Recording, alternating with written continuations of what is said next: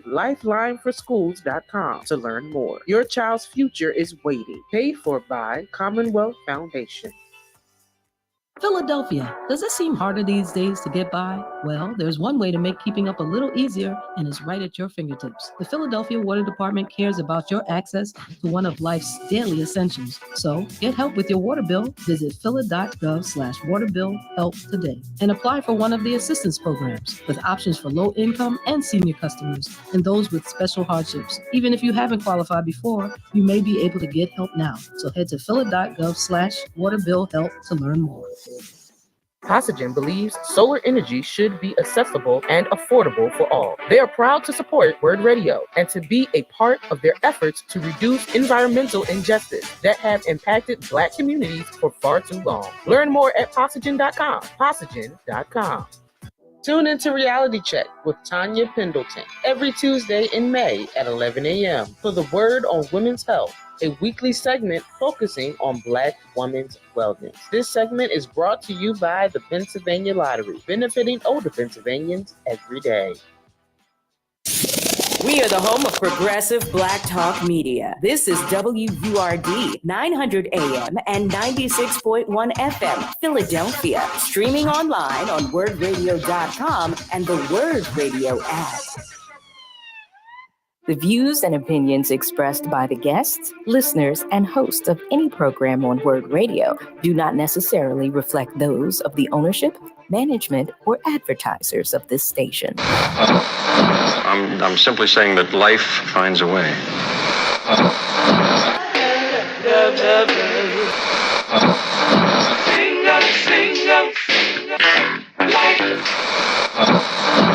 All right, people.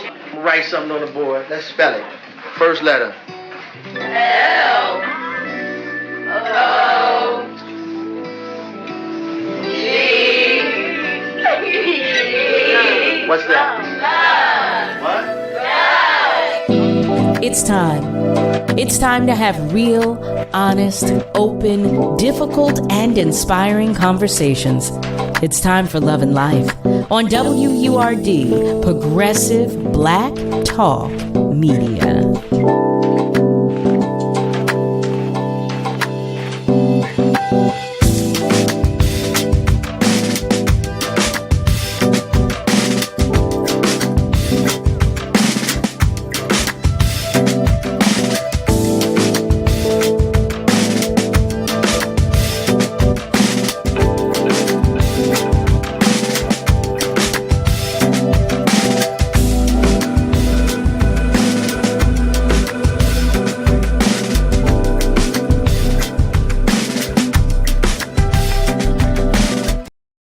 Look at that. Hey there, family. Hey there. Hello and welcome. Welcome to Love and Life with Carol Riddick right here on WURD, Progressive Black Talk Media, on air and online at wordradio.com. Look at that. I was all ready and I was not ready at all. How about that? How about that? Welcome to this thriving Thursday and to the end of the Love and Life week.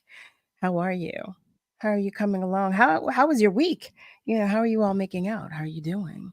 I ask you every day because I want to know. I genuinely care and I want to know what's going on with you and how everything is coming along with you. I want to take a moment to check on our love lights who were having a difficult time over the weekend. I want to make sure that you're doing well today. I know, we had a time over Mother's Day weekend celebrating it. We had a time, didn't we? But I want to make sure that you're coming along a little better. So let me know how you're doing. Let me know. And even if you don't want to share publicly or you don't want to share it, just say hi, say hello. Let us know that you are out there. You can do that by giving us a call at 215-634-8065, or you can even call us toll free at 1-866-361-0900. And you can share a comment with us. We love it either way, whether you call us or you share a comment. We'll take it either way you care to give it. Right, Nick? We will. Family, it's time for our Black History 365 moment. Yes, it is. Bessie Stringfield, also known as the motorcycle queen of Miami, was the first African American woman to ride across the United States solo. She made a name for herself as a Black woman motorcyclist, earning money on her long road trips. However, because of her race and gender, she would often have to sleep outside on her motorcycle because hotels would not take her in. She worked for the United States Army as one of the few civilian motorcycle dispatch riders during World War II. She was the only woman in her unit and was essentially trained as a soldier. She eventually founded the Iron Horse Motorcycle Club. She also still partook in races, winning one such event disguised as a man, though she was denied the prize money when she revealed her true gender. It was in Miami where she earned her nickname and rode on one of her many Harley Davidson bikes, performing tricks. And in 1990, the American Motorcyclist Association honored her in a Harley Davidson exhibit. She rode until her death in 1993 at the age of 82. Family, that is today's Black History 365 moment. I want to wish happy birthday to all of our love lights who are celebrating. Yep, happy birthday to you. Happy birthday, happy birthday. And you know, I'm sending extra love and hugs to everybody whose light is shining just the slightest bit dimly. You know I am. You know I am. We want you to know that you're not alone. And we want you to know that your tribe and your village right here is right here for you. You've got your support system right here. We are right here. Family, we have a ticket giveaway. Yes, we do. We are giving away one pair of tickets. Bristol Riverside Theater presents The Second City, Comedian Rhapsody on Thursday, May 23rd at 7:30 p.m. at Bristol Riverside Theater, located at 120 Radcliffe Street in Bristol, PA. Come see why The Second City has been the first name in laughter for over 60 years. From the place that launched the careers of Tina Fey, Stephen Colbert, Keegan Michael Key, Steve Carell, Tim Meadows, Amber Ruffin, Chris Redd, and so many other comedy superstars. The Second City, Comedian Rhapsody, is a brand new review featuring their best sketch comedy, songs, and of course, their trademark improvisation. If you are looking for a hilarious night of comedy that you will never forget, starring the next generation of A-list comedians, Word is giving away a pair of tickets to the third caller. That's right, family, to the third caller to dial 215 634 8065. However, you cannot win if you've won a prize from us in the past 30 days. I'm sorry.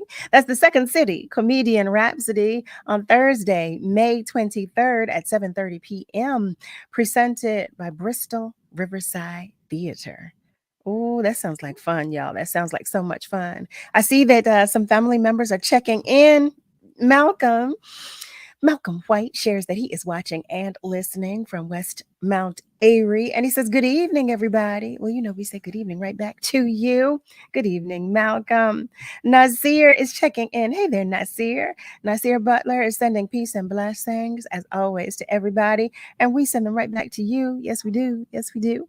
And Eric, Just Rick is checking in. And he shares, hey, the most loyal Word Radio fans. He's sending love to each and every one of you. Nick Nasir is sharing. Oh, that's awesome. He shares that his son Akil is receiving his master's degree on Saturday from Holy Family University. Oh, and happy belated birthday to the baby. To the grand. I forgot. Nasir, why didn't you remind me? I forgot. Happy belated birthday to the grand. And congrats to you. Kudos to you. Kudos to you. That is awesome. Oh, that is awesome. You always lead such an exciting life, Nasir. You really do. You really do. All right, family, let's get started. Let's get started. We know today is Thursday, and typically in our second hour, our love light and beloved Dr. Z, she comes to spend some time with us. Well, guess what? I'm so excited to tell you that Dr. Z is joining us earlier tonight. Y'all know I love it when she comes. You know I do. You know I do. So I'm just going to bring Dr. Z into the room so we can have one of our, I don't even know what adjective to use, one of our conversations. Family, I welcome you to the conversation with none other than Dr. Z. Hi there. Hello. Hey, how are you? How are you, Carol? How are you, Word Family? I will not complain, Dr. Z. I will not complain. You hear me? I'm That's just happy good. to be here. Me too. Me too. I'm happy. I'm happy. Me too. Look, I said Dr. Z is joining us earlier. I sent her a yay. I was so excited, y'all. Malcolm says, "Hey, Dr. Z." Hey, Malcolm. So everything is going well with and for you? Everything is going well. I feel like you, Carol. I just want to shout you out for a second. I don't know how you do it. Travel, come to the radio, sing. I have been nonstop all week. I don't know if I'm coming or going. I don't know how you do it. So hats off to you, right? Roses to you because you are amazing. I have no clue how you do this. Thank you, Dr. Z. You're welcome. Oh my goodness. You do it with such grace and class, and it's just, and then you come right back like you wasn't on the road yesterday. Thank you. You're welcome. Wow. Oh wow. Y'all know I don't know how to receive that. Thank you so much. Thank you so much. Thank you so much. I don't even know what to do. Look at me fidgeting. So, Dr. Z, I know you have a topic, but you know I have a question. Okay, Carol. What's the okay, Carol? Y'all know Carol always come with an out of the box question. What we got today, Carol? Because I saw a video.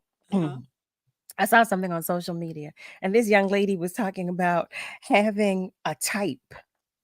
She was there was a discussion. It looked to be a panel, and she was posed the question about what her type is, and there was a young lady who was one of the panelists, and she said that women should stop having types, to stop trying to find the right guy, to have fulfilling relationships.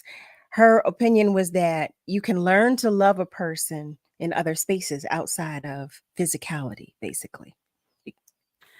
I can see where she's going, right? I think maybe I didn't hear the video, but I think I will wonder let's say that if she's saying that we as women maybe pigeonhole ourselves, or we keep ourselves, we prohibit or keep ourselves from having or meeting, if I can say, someone who may not look like the standard of what we define as handsome, but they have other great qualities. So I'm wondering if that's what she means by type. Is she talking about personality types, look type?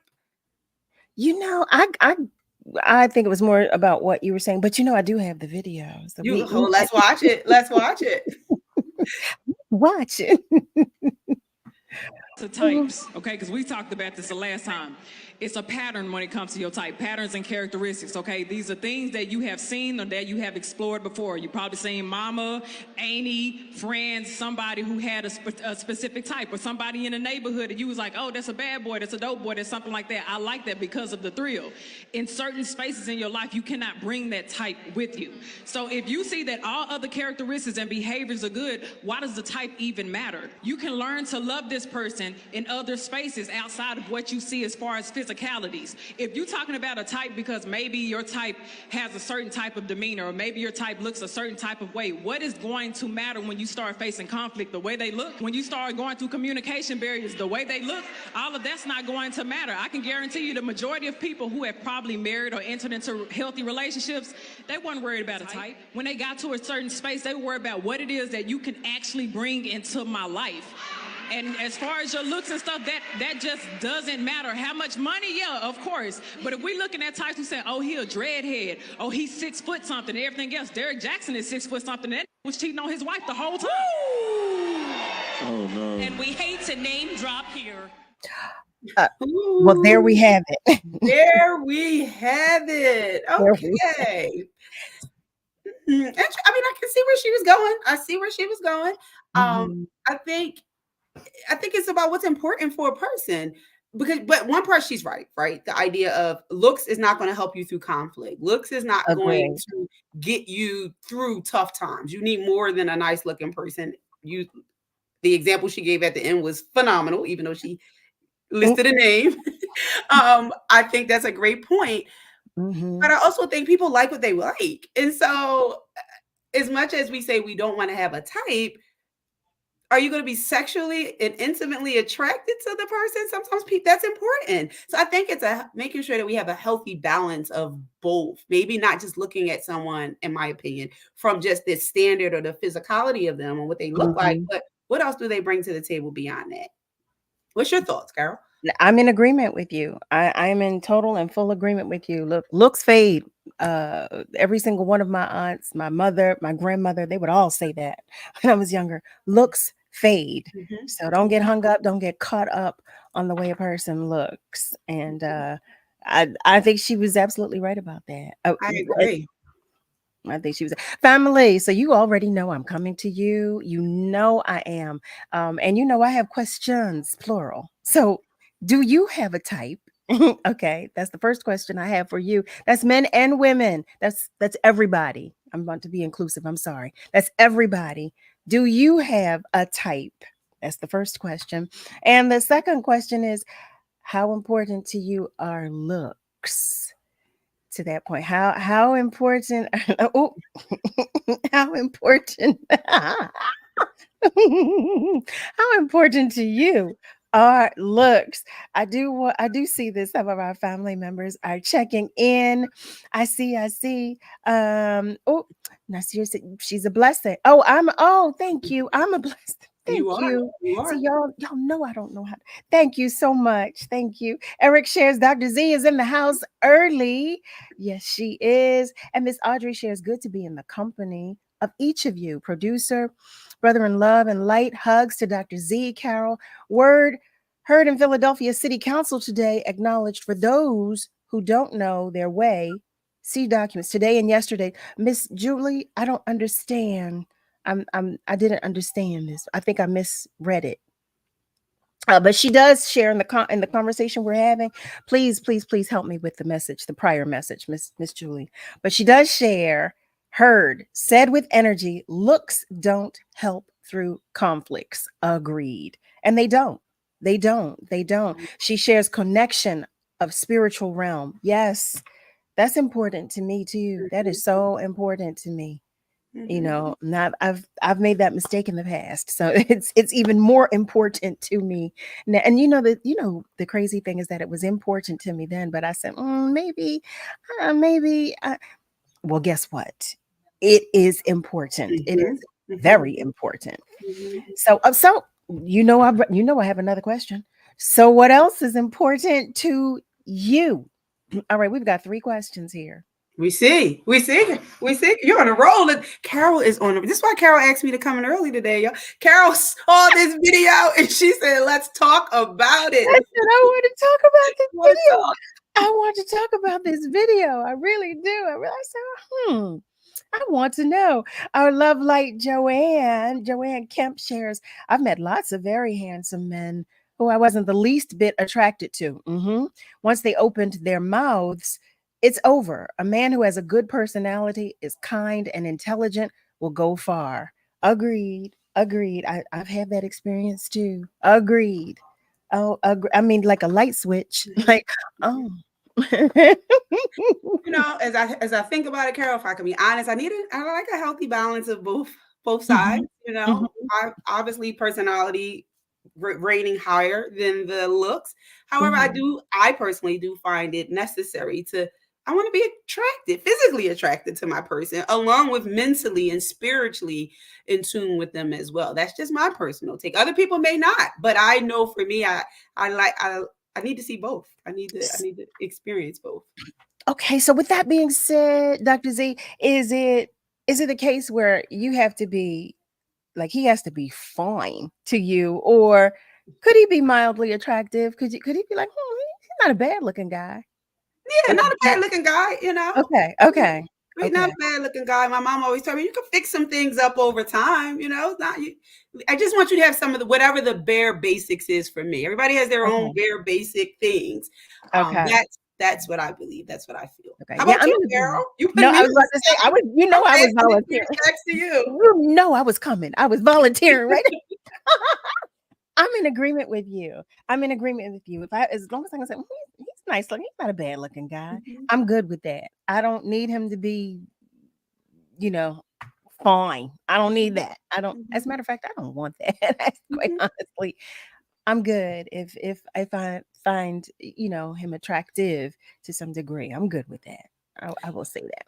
And as I think about it, what was fine or good looking to me 5 years ago or 8 years ago, if I could be honest, is not what I find good looking or fine or nice looking now. So I think you just have to be open. I think I would love to stand in agreement with her when she says that at the end of the day, you need more than looks. I agree. So you have to be open to other things that may not be fully what you like, but it's not horrible. He has great personality. He may not be 6'3". I don't know. I just made that up.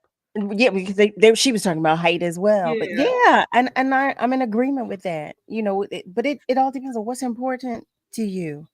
What do you value? What do you find value in? It speaks volumes about a person to me, what they find of value in another human being. Family, look at that. It is time for a commercial break already. I do not believe it. Heavens to Murgatroyd. Stay with us because we are coming right back. Tune in this Saturday at 8 a.m. for Conversations with the Commissioners, hosted by Chairman Omar Sabir. Learn more about voting and how elections are run in Philadelphia by joining the conversation exclusively on Word Radio, Black Talk Media.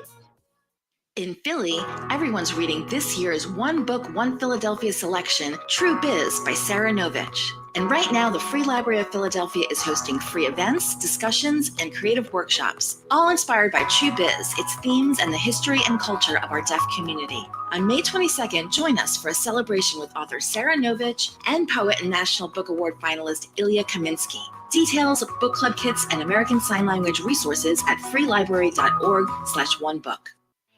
The Mantua Civic Association presents the first of 3 Sunday socials. Sunday, May 19th from 2 to 4 p.m. at the Mantua Civic Association, 3729 Mellon Street. Come out and spend time with neighbors, enjoy delicious food, and bring out your creative side with an art-making project. Andrea Walls from the Museum of Black Joy will be leading a paper quilting project, and Second Story Collective will be there to talk about what intergenerational co-housing and home ownership could look like at the nearby Village Square on Haverford.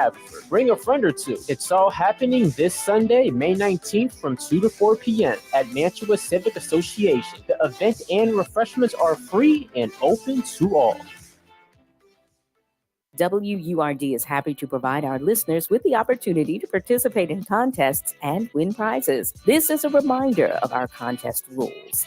All participants must be 18 years of age or older, depending on the contest. Persons may win only one prize from the radio station per contest for every 30-day period. Some contests might also specify one winner per household or company. Prizes must be claimed within 14 days or by 12 noon the day before the event, whichever is sooner, and must be accepted as is or forfeited. The radio station employees and their immediate relatives, sponsor employees and their immediate relatives, live remote sponsor employees and their immediate relatives, and any other media employees are ineligible to win the prize. Thank you for participating and for listening to WURD, Progressive Black Talk Media. Tune in every Saturday at 4 p.m. for the Did You Know Show with host Bryant Green, right here on WURD 96.1 FM and 900 AM. We're celebrating Black influence and Black excellence worldwide on the home of Progressive Black Talk Media, WURD. What is love? You're listening to Love and Life on WURD, Progressive Black Talk Media. I think I know what love is.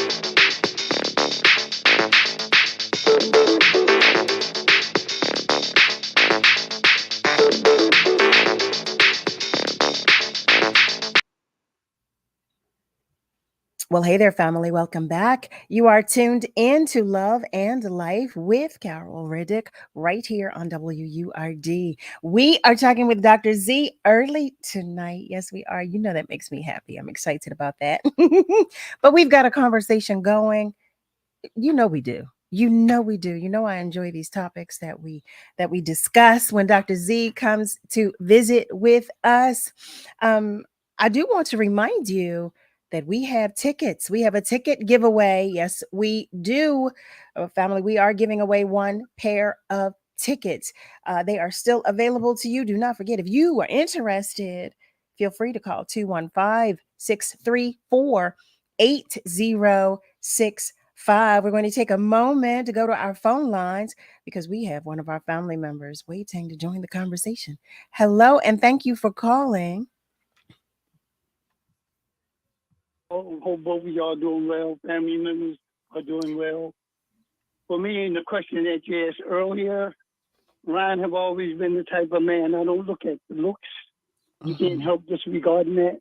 I don't look at the shape. I don't look at none of those things. I look at the mentality and the person, the female that I'm communicating with. That I am attracted by that. And any female that have ever met me on any occasion, I have never put my hands on them. I have never made inappropriate gestures. It's because it's who I am. And I usually like females. That becomes very intriguing, not for some old foolishness either. Because I had asked you before and brought forth to you that have you ever met anyone that was extremely intuitive, extremely with the emphasis put on extremely intuitive? And when you have that type of person, or you are that type of person that happen to be a female, any time that you can have someone then going into what they used to call dating, and they will be preoccupied with you, not because of your looks, not because of any tangible things of life.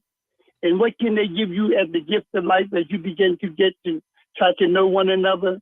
Is to care for you at the most crucial part of your life. And that's where I come in. I'm a master in that area there. And I'll never forget one time, it was in 2019. And I was in a medical place and I met this female that came in. And she was telling me, you know, about her family and different stuff, about her woman didn't quite know we set to provide service. And I told her something, had nothing to do with anything about, you know, prettiness, all like that. And when I said to her, she said, Ryan, I have never heard a man say something like that to me. And because of it, as time went on, not going out to dinner or making a date, as time went on, she told me, and I would speak to her quite often, she said, I have made her go into mental ecstasy and carry me. That says something.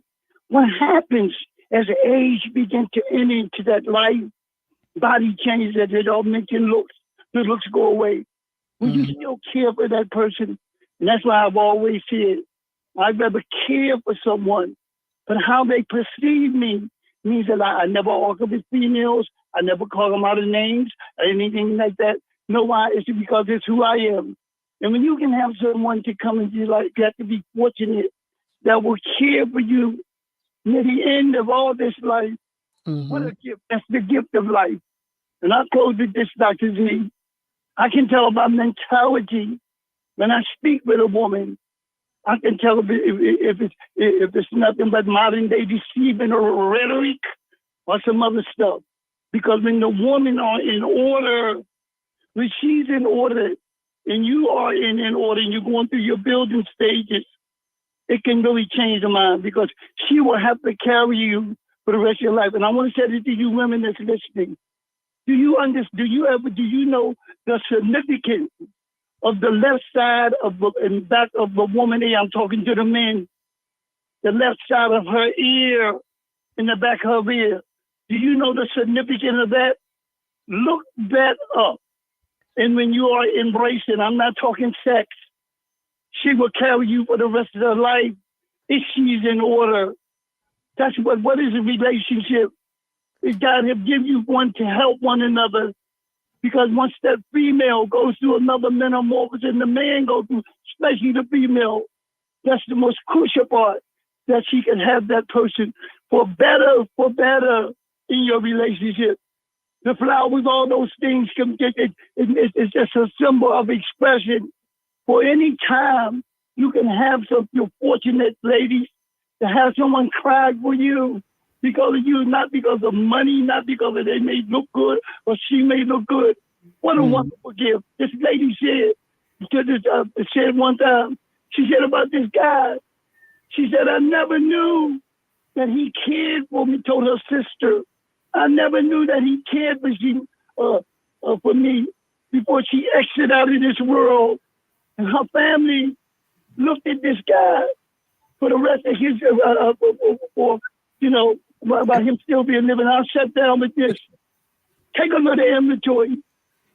Take a little inventory and put dignity in your life. Because when that word love is overused of a word, I hope that all y'all get someone to care for you. Do not compromise your principle. Mm-hmm. Agreed. Ron, thank you. I think we lost Ron. Ron, thank you. But he's absolutely right about not compromising. Look, we should all be happy, right? We should all have what we want. Ron, thank you for calling. Thank you as always for calling. Family, if you have just joined us, if you've just tuned in, you are tuned in to Love and Life right here on WURD. We are talking with Dr. Z all night tonight. Well, not all night, but you know what I mean. For the entire show, we have Dr. Z joining us, and I threw a curveball as I've come to do by asking that we discuss this video that I saw. A woman was talking, but we had a conversation similar to this not long ago. We did. Yeah, we did offline conversation. Yes, we did. Malcolm shares, this is an interesting question. I don't think I have a physical type, but they were all women that I found attractive, light, dark, tall, short. He shares that the last woman was tall and a little lighter, but he totally agrees that looks fade. And he's known some gorgeous women with stank attitudes. Personality is everything and a brain. I love that. And Eric joins the conversation. He shares, we as human beings have always sought out a type since the dawn of time. Initial attraction is usually how it goes. Face, height, weight, then social standing. But be careful what you wish for. Just because it's wrapped in a pretty box with a beautiful bow doesn't always mean the inside contains the jackpot. How true. Vanity is the devil's most popular gift. Love and intelligence are the Lord's.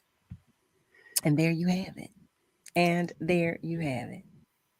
You know, as you were talking, Carol, I was looking up that you threw me for a curveball. So I was like, let me go see what the research says out here. Let me look into this a little more beyond my opinion. And as I looked up some studies, they say that the answer is complicated for most people if they're honest, because research shows that men tend to rate physical attractiveness as more critical in a potential mate than women. On average. However, women tend to value qualities like ambitious, friendliness, kindness as more important in a relationship when they're trying to identify a partner. So I thought that was interesting. They're saying men are more concerned about the looks than women are. Well, it has been said that men are visual and what does it say? Men are visual and women are emotional. I think there's a lot of truth to that. It's so much, and I have joked in the past, like typically when a man will approach me is when I look my absolute worst, or when I feel like I look my absolute worst. But that's when men typically approach me, and it's always funny to me because what we think, speaking women, what we oftentimes think are beautiful, men are thinking like, I don't care about that. I don't care about that at all. Absolutely. I could not care less about that. And here we are thinking, but I have to do this and I have to do that. And I have to do this, but you don't. But we don't. It's cyclical though, because we keep doing it. We keep doing it. It's We a vicious do. cycle. We It's a do. vicious cycle. I have to get my nails done. I have to do this. I have to do that. And men are like, It's not important. no. Men are saying no, but you don't. Oh my goodness, You know, family.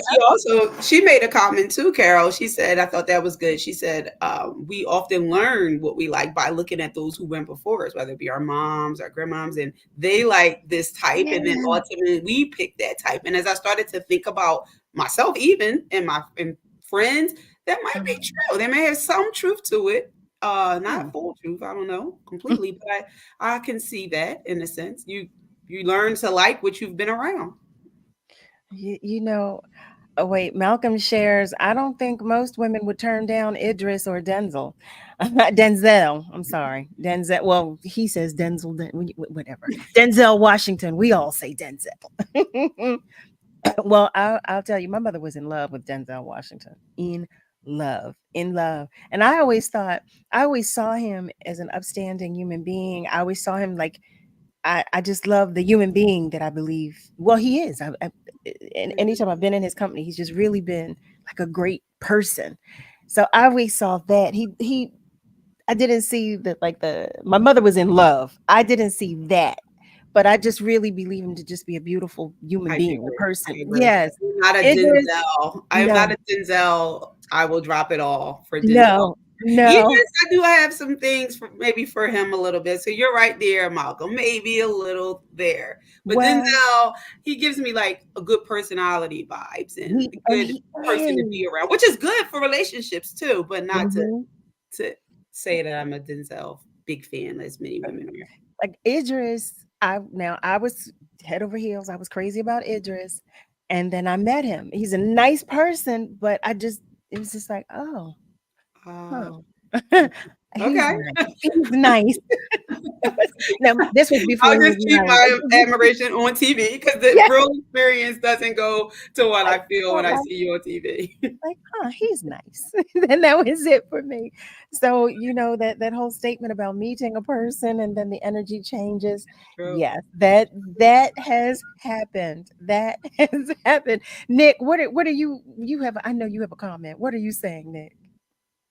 Oh, I'm sorry. I didn't mean to interrupt. I was just asking No, if it was the accent, I love so his some accent. people don't know that he's British, and he starts talking like that and they go, "Oh, he's doing like a voice." No, you know what? And I'm going to be honest. Oh my goodness, I don't believe I'm saying this, but you all know I share. It wasn't. I mean, I loved his accent. He had a great personality, but he was still in his party phase. He was very much Mhm, mhm, in mhm. party mode, and that was a turn off to me. And he had and now this is typical of most Englishmen, the cut of their pants, those, and now of course a lot of men here in the States are wearing them because this was back then. This was a while ago, before it became popular in the States. Those skinny jeans, those that Mhm, cut off mhm. right at the ankle. I know you all are going to say, Carol, that is so shallow. I know, but No, it but was that supports the point, Carol. You have a type. We all have a type. You did not like the tight jeans. You did not like the party phase. That is, it may be no. a physical type, but that is something that's important to you when we talk about a type. Yes, I said, oh, okay, no. Hi, it's very nice meeting you. And I left it there. I left it there. Nick, see how you put me out there. That's a shame. That's Don't a Carol, shame. Carol, stop checking. That is in my mind. I don't see that. I didn't hear that. I'm going to continue to admire him on the screen. Okay. Oh my goodness. Well, how about I'm going to take a moment to announce our ticket winner. Our ticket winner is Mr. Benjamin. Congrats, Mr. Benjamin. You are our ticket winner, and you are going to see the Second City comedian Rhapsody. Congratulations. Congratulations.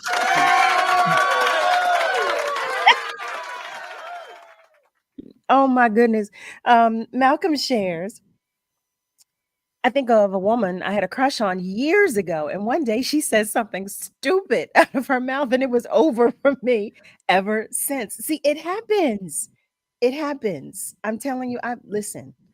I was like you, Dr. Z. I was ready. I was there. Like, oh my goodness, Idris. And it was great. It was great.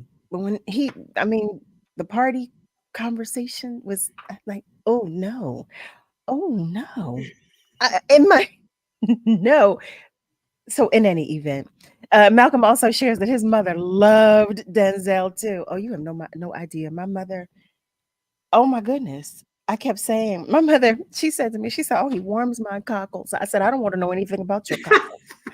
Okay, I don't want to know anything about Keep that them. to yourself, Mom, You please. listen, keep that. Listen. But I thought it was the cutest little thing. Oh, family. If you have just joined us, welcome. You know, it's the usual shenanigans with me, just the usual shenanigans.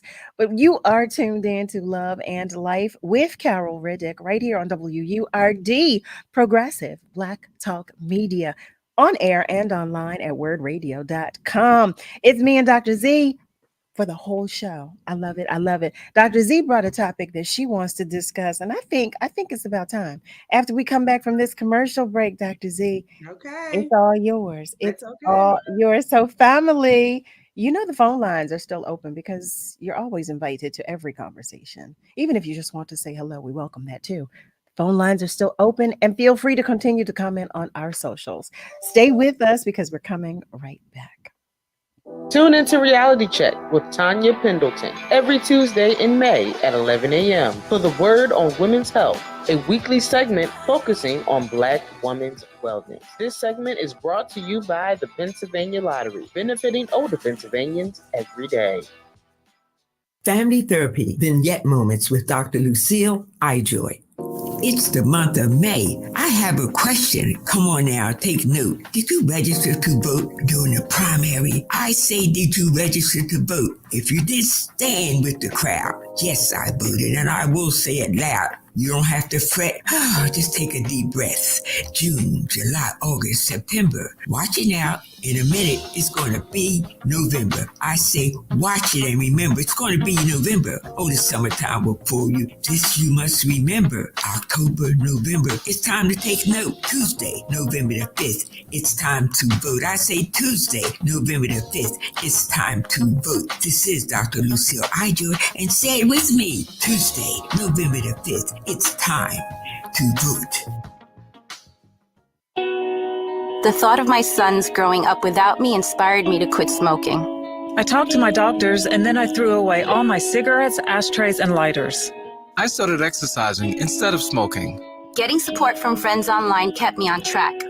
Staying away from alcohol when I was first quitting was key. Instead of smoking after I ate, I'd get up and take a walk. I missed having a cigarette in my hand, so I'd hold a pen or a straw, anything. Until I knew I wouldn't give in to temptation, I spent more time with my friends who didn't smoke. I went to places that were smoke-free. I didn't stay quit the very first time I tried. I kept on trying, and I learned something each time. Do whatever it takes. No matter how many times it takes. I quit. I quit. I quit. We did it, so can you. You can quit.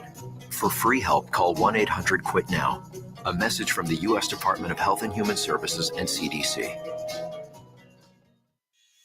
Hey there, it's Tiffany Bacon, and I'm the host of a new show, Breaking Bread, Sundays at 11 a.m. beginning May 19th. Check out our very first episode where we feature Booker's Restaurant and Bar. My guest will be the co-owner of Booker's, Cherie Syfax, and Ernest Owens, editor of Eater Philly and host of City Council Live on Word Radio. Tune in as we discuss Black brunch culture while sampling the menu at Booker's. Who knows, this may be your next brunch destination. Tune in for some mouth-watering conversation on Breaking Bread, Sunday, May 19th at 11 a.m.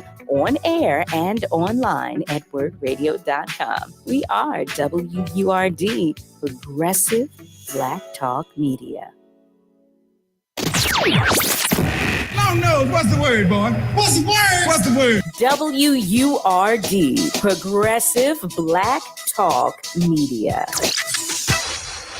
You're listening to Love and Life with Carol Riddick on WURD, Progressive Black Talk Media.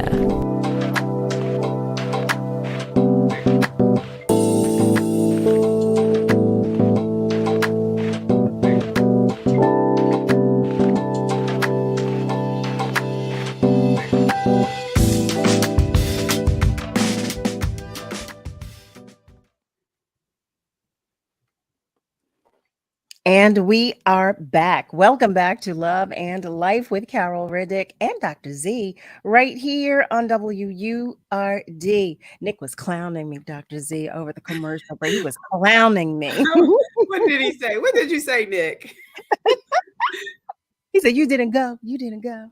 No, I didn't say No, anything. he didn't I say didn't say anything. He did it. He was clowning. He was clowning me, y'all. No. I was just sharing the truth of it all. Well, more truth. How about that? More truth of it all. But he said, "Yep. Sometimes you just got to stand your ground." And I did. No matter who it is. Listen, y'all know I have some stories. Oh heavens. Okay, let me stop talking. So Eric shares, this is what I'm saying. We have desired and built up these celebrities with award shows and magazine covers, etc., and we don't even know them yet. We compare them to regular, normal folks. But they are, Eric. Everybody can't be a Brad Pitt, Shamar Moore, or a Rihanna, or Jennifer Aniston, just random examples. Well, they are normal, regular folks, aren't they? Aren't they? I think so, Eric. I think they are.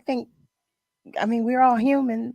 I listen. We all have different positions that we play in life, but they are human. They're regular. They trust me. They are regular. They are regular. Okay, Dr. Z.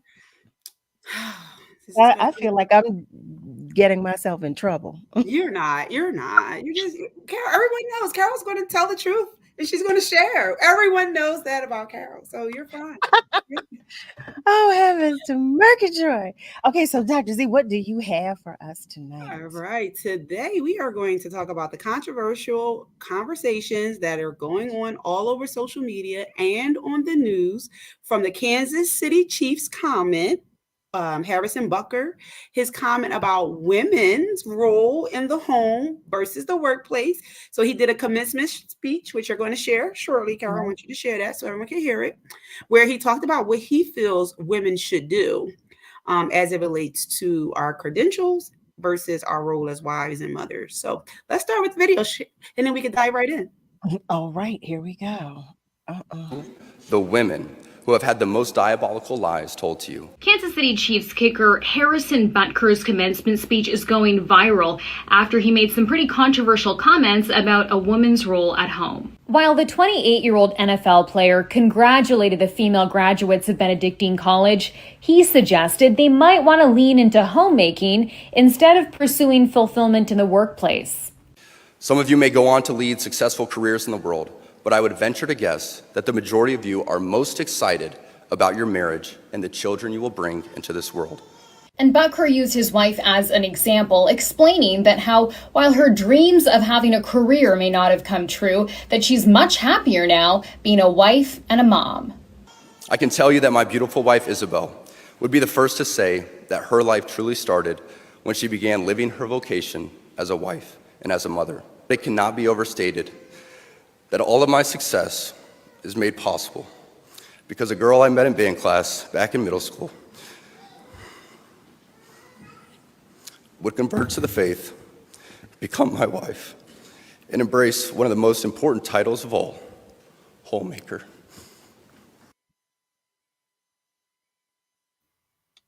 Had to take a deep breath there for that. I don't know what to say.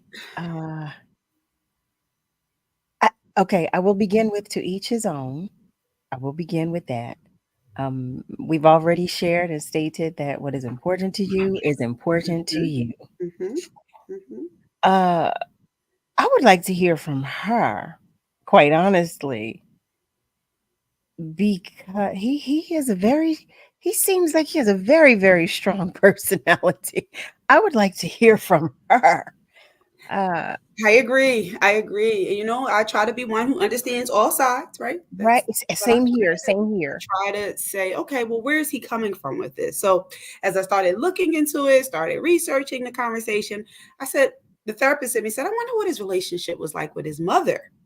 First, that's where I first went. for that before I went to anything else. Because then I went to privilege. I went to a lot of different places. But the first place I started was, what was it like for him growing up? So I looked up mom. And mom, I pulled it up. She has a bachelor's degree in chemistry. She holds a master's degree in medical physics. She works for Emory University.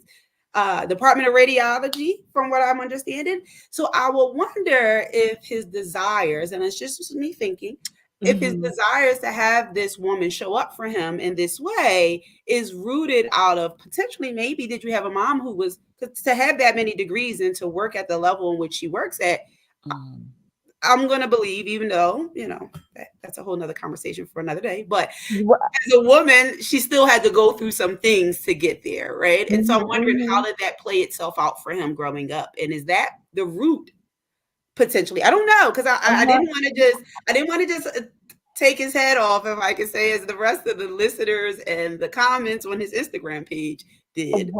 Okay. I would also like to know his father's background. I would like to know the dynamic of the relationship between his mother and father. And from where these beliefs come. Rooted from. Where is it rooted from? Yes, I would like to know from where they come, because, and he feels strongly, he is convicted. He is heavens to Murgatroyd. And he even got emotional, right? When he started to describe how she shows up for him in the home. And so that, for me, the therapist in me started to say, well, what is that about? What is happening for him that is so important? I mean, my mind jumped to, everybody can't do that. So right. Kudos to her and kudos to you that she could just stop working and stay home and be a mom and be a wife and operate in that role. But that's not everyone's lived experience. So no. That was pretty prideful, and that had a lot of privilege behind it. That comment did. Well, it makes me think now that you shared some things about his mother. It's as I'm and family. You all know I know nothing about this man, his family, or anything else.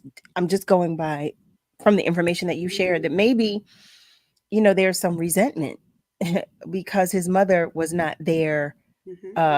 Because I imagine she was a career woman, since you stated with her degrees and her accomplishments, that she was not there as much for him as he would have liked. And that's why his appreciation is deep. So deep. That you would use the wrong time to make that comment. These individuals worked hard for their degrees. Yes. They were working, studying, and for you to tell these women that your role is in the home and not in the world. You don't know these people. You don't know these people. You don't know these people. Wait, I see you, family. Eric shares, yeah, okay. and Malcolm shares, that dude is stuck in the 50s. Okay. He shares, good question, Dr. Z. What's the whole backstory? And Harold, hey there, Harold. Thank you for joining us tonight. He shares, she's brainwashed. Yeah, She's brainwashed by privilege, right? She doesn't have to go to work. She can stay at home. Matter of fact, she can stay at home and have a nanny if she probably wants to. And he says she converted her faith. So what faith is that? What that I have that. See, now during the commercial break, family, you already know I'm going to be looking to find that too. I'm going to be looking that up. What faith is he? Or are they? And that's a whole nother conversation, Carol, because even before he made these comments or after he made these comments, he also made some comments about the Catholic Church. He made some comments about priests and leadership. So there's a disconnect there. So when I saw the disconnect, before I got frustrated and flustered as a woman who works really hard and is educated, before I took it personal, I said, let me put my therapist hat on and see what is going on here in this moment. Because there was definitely a disconnect, because you were excited that she converted her faith. I don't know if her faith is Christianity of any kind. I don't know that. So that, Carol, you could do that research and find out. But he also talked very negatively about the church and their role in COVID. It was interesting. Wait, well, now I want to know what how did the church fail him during COVID? He stated, let me pull it up. He stated that during COVID, it was something along the lines that we stopped having church in mass. Let me pull it up. Give me 1 second. He said, he sees the government's response to COVID-19 as the most obvious overlap between secular and religious leaderships. He alludes to the fact that refusing bishops to continue in-person masses during the pandemic is a breakdown in the church. It goes against the sacraments of the church. And he suggests that clergy generally lack public authority because they are too afraid and too content in their role. They rely too heavily on lay leadership to help pursue their mission and ministry. How irresponsible. That's a very irresponsible comment. We lost a lot of people. Mm-hmm. A lot of people. Was he not? What? Okay, where was he? What? Oh, sir. Oh, sir. Oh, sir. Okay, family, look at me. I'm getting carried away with the time. Nick, you always know I want you to join the conversation. I love it when you join the conversation. When we come back from this commercial break, we're digging in. Family, you already know. I want to know what you think and how you feel. We want to know what you think and how you feel. So talk to us. Talk to us. The phone lines are always open. Feel free to comment on our socials. We'll be right back. It's the WURD Hot 60. Hot 60. Here's the hottest 60 seconds you missed on Reality Check. We have someone who has contributed so much to the culture and to the world of acting, and he's so special, he only goes by one name. Introducing Leon. You've played so many iconic roles, and everybody, I think, has their favorite. Is there one that you particularly like or that you felt was such a stretch for you that you remember it more than others? And what's the one that you're recognized for the most? Wow. Okay. That's a loaded question right there. The role that I like the most is the one that you like the most. I don't watch my movies. Okay. So whatever one you like, that's the one I like. It's like asking somebody, which one of your kids you like the most. Right. And that's your hottest 60 seconds from Reality Check on WURD Progressive. Black Talk Media. Meet Amanda. She loves to start her day by heading to her favorite coffee shop. Morning, Amanda. Black coffee, no sugar. Then, she usually takes the long way to share a little treat with Coco, Mrs. Lopez's little terrier. And when Amanda arrives to open the Keystone First Wellness and Opportunity Center, Mr. Freeman is always there. You always on time, Amanda. Always on time, Mr. Freeman.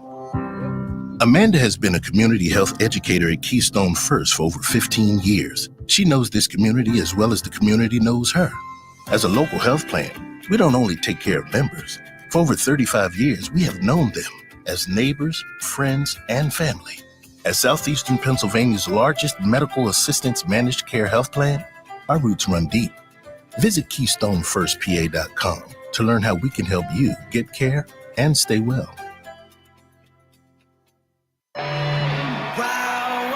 Summers in New Jersey were made to wow you. From sun and wows to fun and wows, chillin' wows to thrillin' wows. So come see what your wow's gonna be. New Jersey, it's one summer wow after another after another. Find your wow at visitnj.org. New Jersey, little state, lot of wow. Donors choose. Support a classroom. Build a future. Did you know that every year, public school teachers spend nearly $500 of their own money for student supplies? Let's do the math.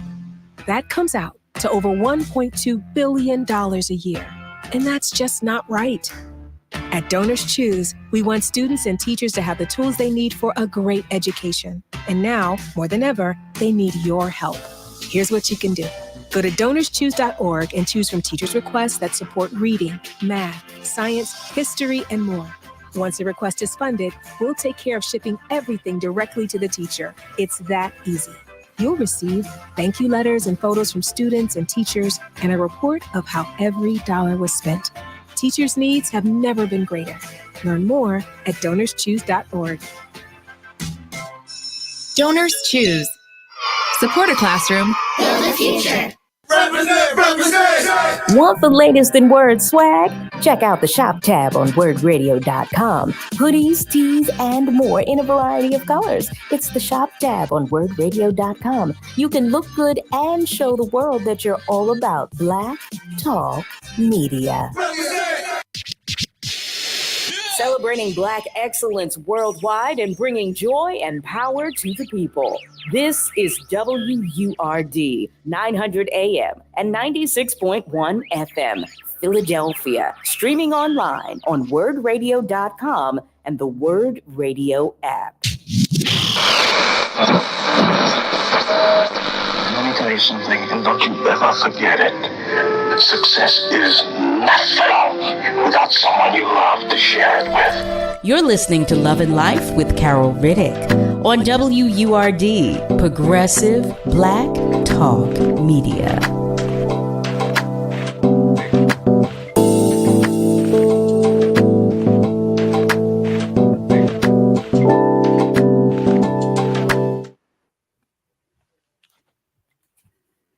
And we are back. Welcome back, family. Welcome back to Love and Life, to the top of the second hour, that is, of Love and Life with Carol Riddick, right here on WURD. We have Dr. Z for the entire episode tonight. I'm so happy about that. I keep saying it. So far we talked about a lot, y'all. If you have just joined us in the first hour, the majority of the first hour, we talked about a video that we shared where a young lady said, hey, women, get rid of these ideas that you have about a type. You can learn to love somebody in whatever space they're in. So now we are talking about NFL Kansas City Chiefs player Harrison Butker and his comments at a speech.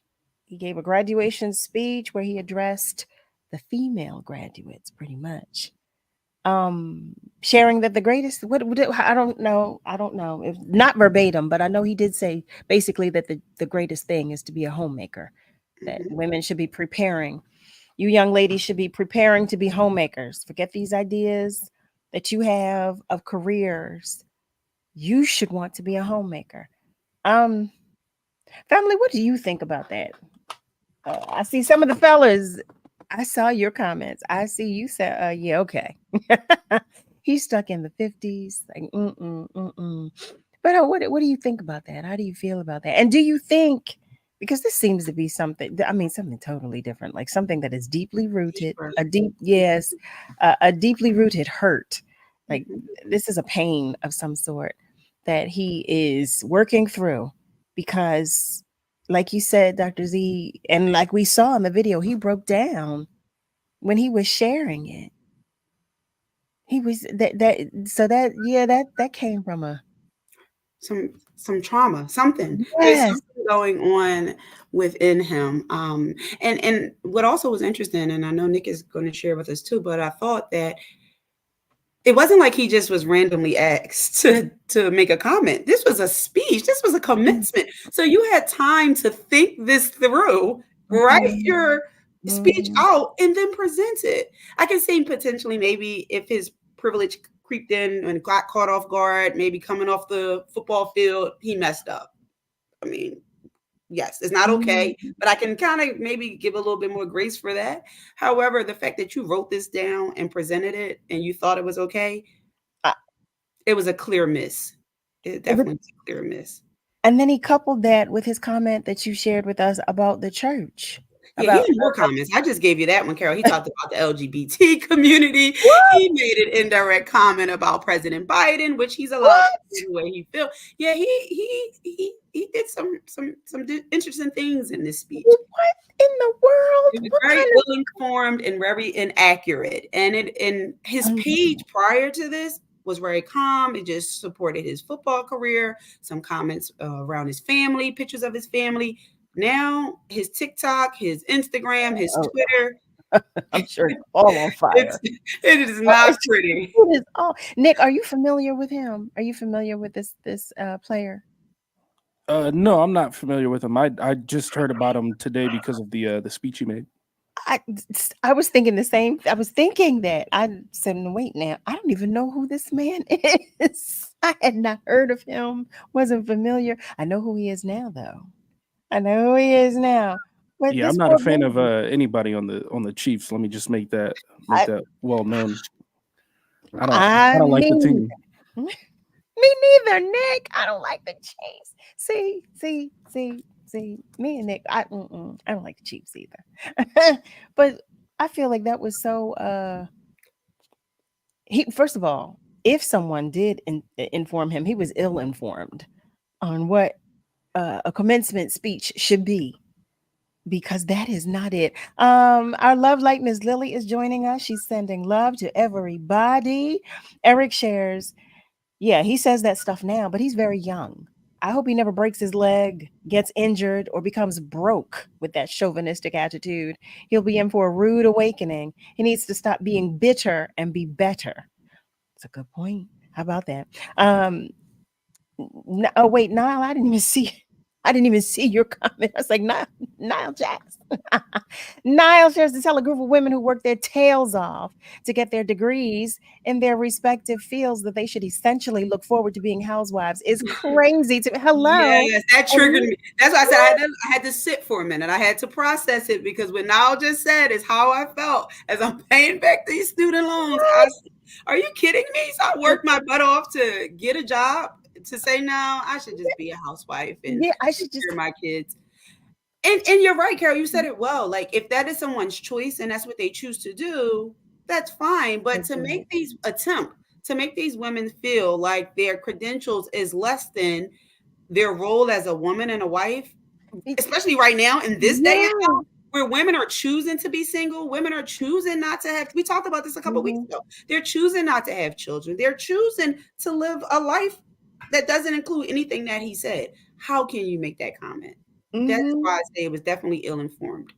It really was. And Niall, thank you for hanging out with us. That makes me so happy. Diana Montague, one of our love lights, she shares peace and love with everybody. White women go to college for a husband, she shares. Black women go for the career. They stay home and raise their children, and we struggle and do both. That's an interesting viewpoint. What do you think? Do you think they're... I think that's a great viewpoint. I think Black women, we get our, if we choose to go back to school and get credentials, we do that because we know we have to. It's so funny. I just had this conversation yesterday. We have to, right? To be heard, to be seen, at least to some extent, we have to do this. Whereas she really honestly didn't have to do this if she didn't want to. I don't even know if his wife have any credentials. Let's start there. But that's a whole nother conversation. But yeah, I definitely agree with her. I definitely agree. So he's a traditional Catholic. I'm sharing this, and it reads that he made his controversial comments stemming from his strong conservative beliefs. Wow. I see here his comments have been labeled as sexist, bigoted, homophobic, transphobic, and anti-Semitic. What did this man say? He's gonna like talk about Taylor Swift. He needs to come sit on my sofa, Carol, because I need to get to the root of what is going on that made you think that this commencement speech was the time to air your political views to that magnitude. That is not what a commencement speech is. OMG. So Isabel, his wife, she converted to Catholicism after she started dating him. It does not share, at least from what I'm reading. It reads she was not raised as a Catholic and converted to the Christian faith after they began dating. And they have a child. They have a son. Woe is to me. They have a son. Hi there, Michelle. Our love light Michelle White is joining us. Michelle, do you hear this topic?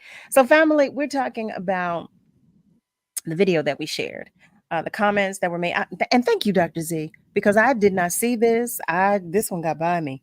Comments that were made by NFL player for the Kansas City Chiefs, Harrison Butker. Now, Dr. Z brought this clip with her to share with us.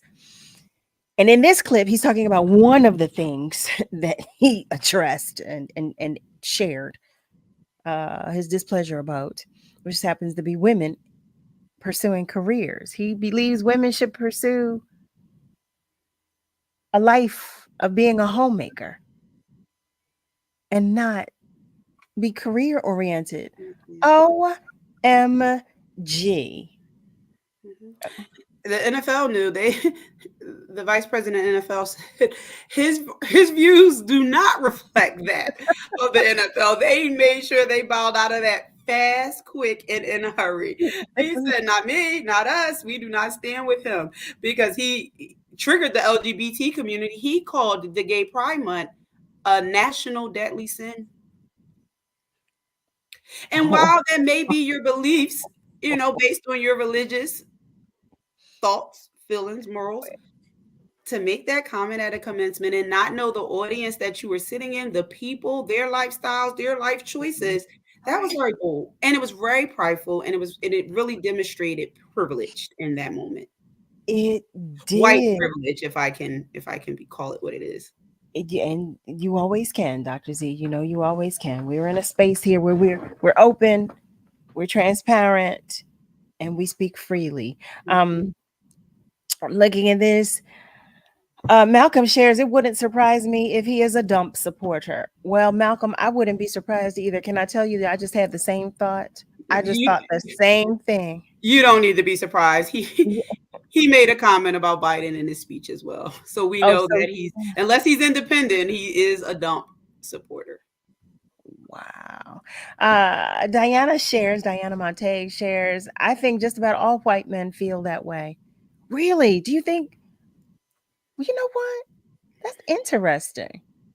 That is really interesting because of the comment that you made, and quite honestly, I think there's validity to the comment that you made. The comment that she made was that white women go to college for a husband, Black women go for the career. I think there's a lot of validity to that statement, to that comment. So she followed that comment with saying that she thinks about just about all white men feel the same way as Harrison Butker.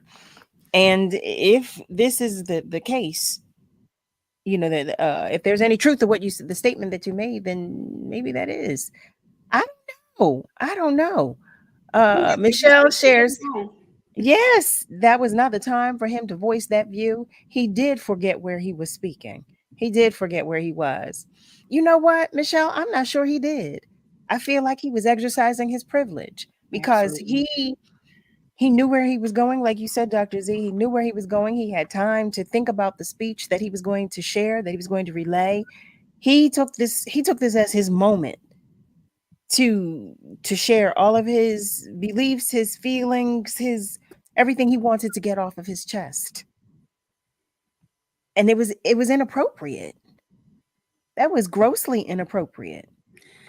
And for me, as I started again trying to think about what is going on here, I just want to know, why was he even selected? What did he offer this university that made them pick him to come and do the commencement speech? Did he go there? I didn't see any history of that. What was it? And what was the reason why they selected him? Is the question that I would like an answer to from the university.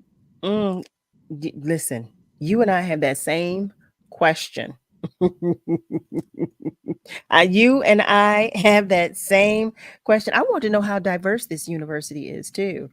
Okay, what are the demographics of Benedictine students? Okay, I just looked this up, the enrolled student population at Benedictine University, both undergraduate and graduate, is 38.4% white, 14.6% Asian, 14.1% Hispanic or Latino, and 9.33% Black or African American.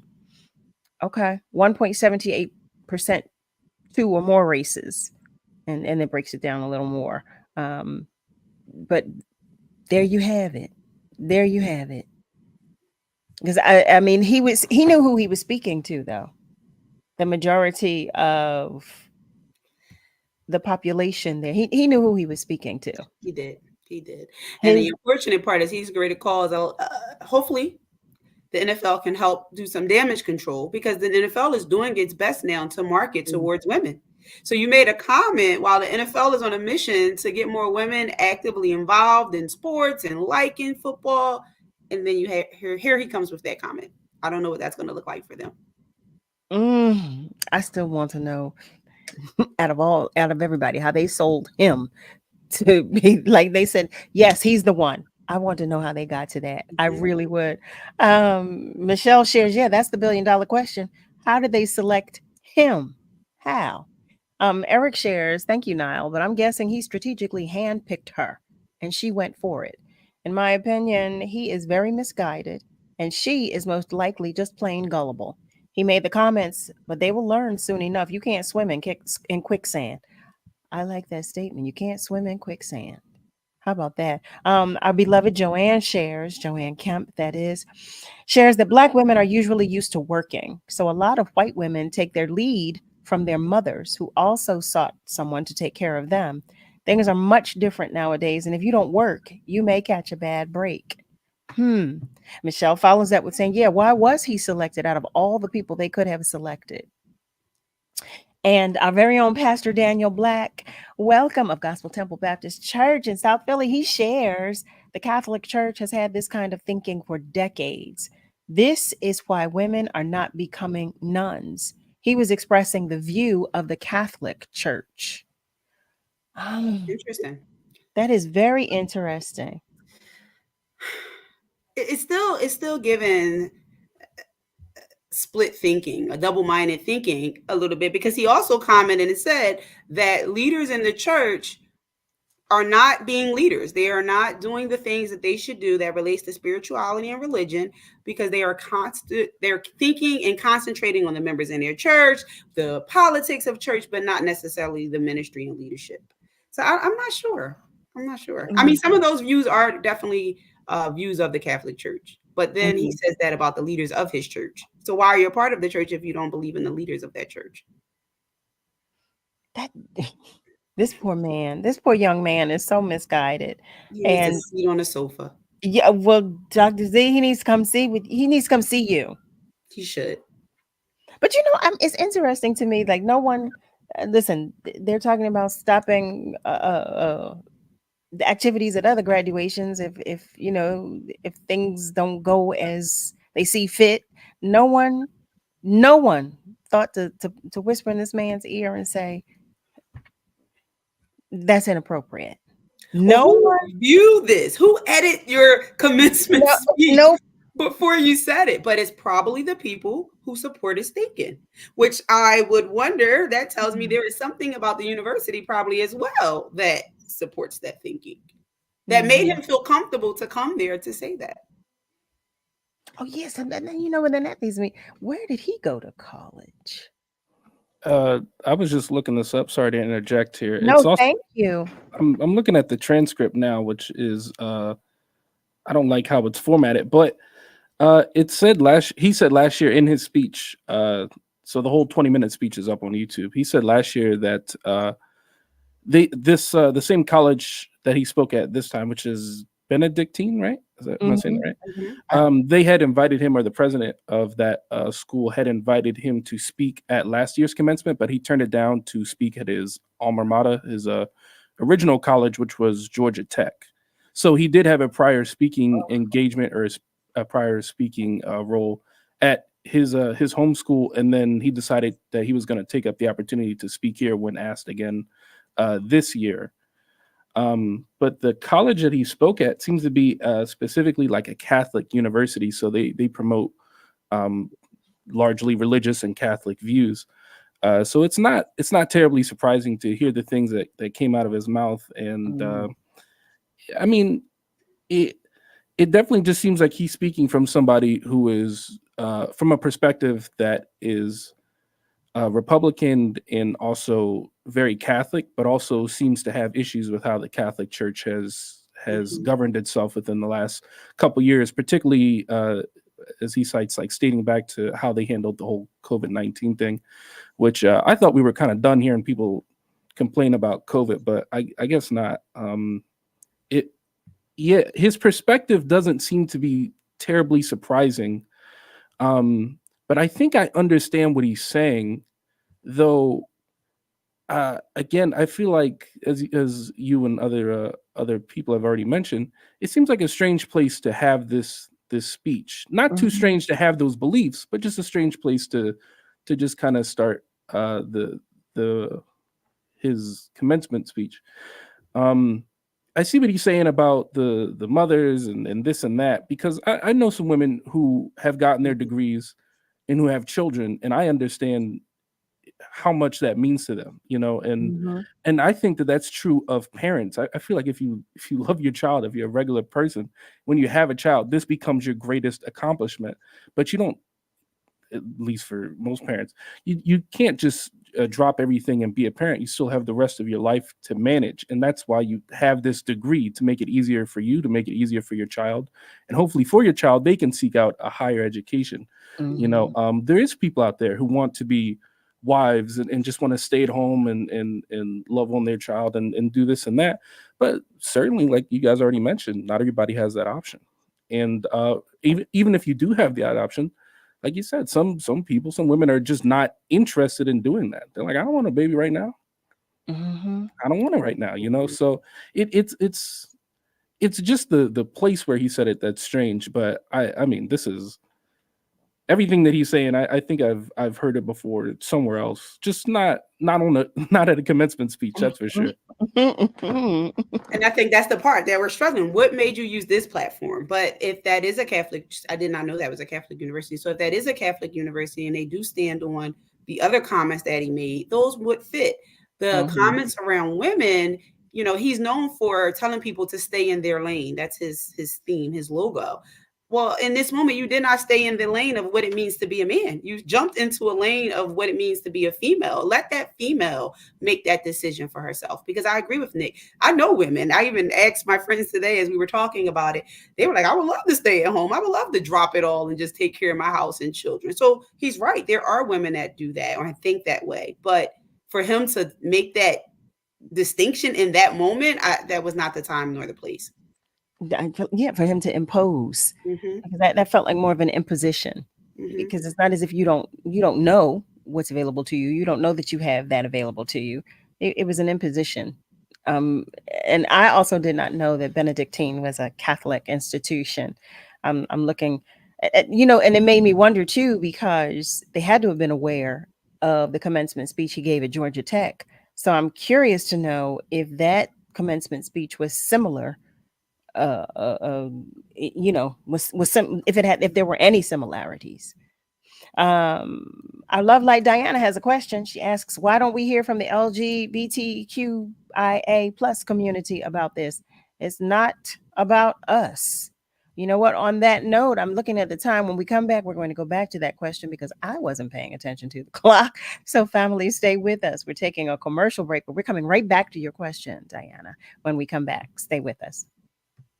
Be sure to tune in to The Electric Magazine with Vera Martin, Saturdays, 7 a.m. on WURD, 900 a.m. and 96.1 FM. Progressive Black Talk Media.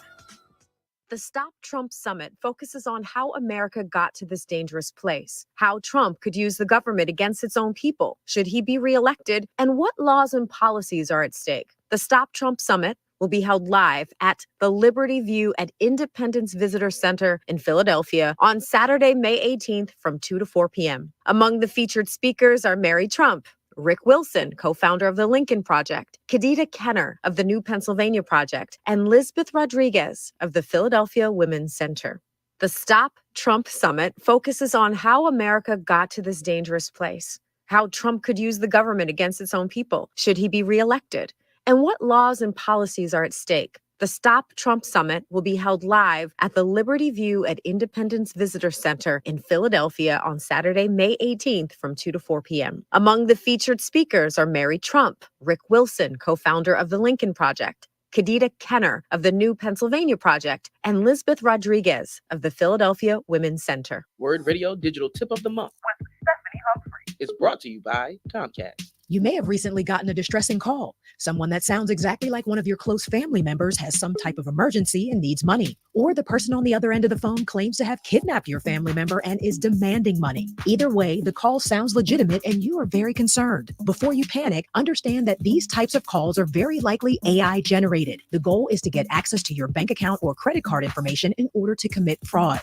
One easy thing you can do to protect yourself is to have a secret code word among your family members. If the person who called you can't tell you the word, you know they're not legit. Another thing you should do is report the phone number to the Federal Trade Commission at reportfraud.ftc.gov. You can enter the details of the scam on the website so that it can be investigated, and hopefully the scammers aren't able to harm anyone else. It takes all of us to be vigilant and pay attention when something doesn't sound right, but also to do our part to try to stop scams by reporting them. Stay tuned to WURD for more tips and stay connected with us at wordradio.com. The job search can be a difficult and frustrating process. Word's Livelihood Initiative was designed to help you find the right opportunity for your next professional move. Check out these recent job openings posted on the Livelihood job board at wordworks.com. The Public Health Management Corporation is hiring for several exciting roles, including youth case managers, a behavioral health coordinator, and a part-time youth ally. For more information on these jobs and others, go to wordworks.com and learn more about the Livelihood Initiative, brought to you by Word Radio. Progressive Black Talk Media.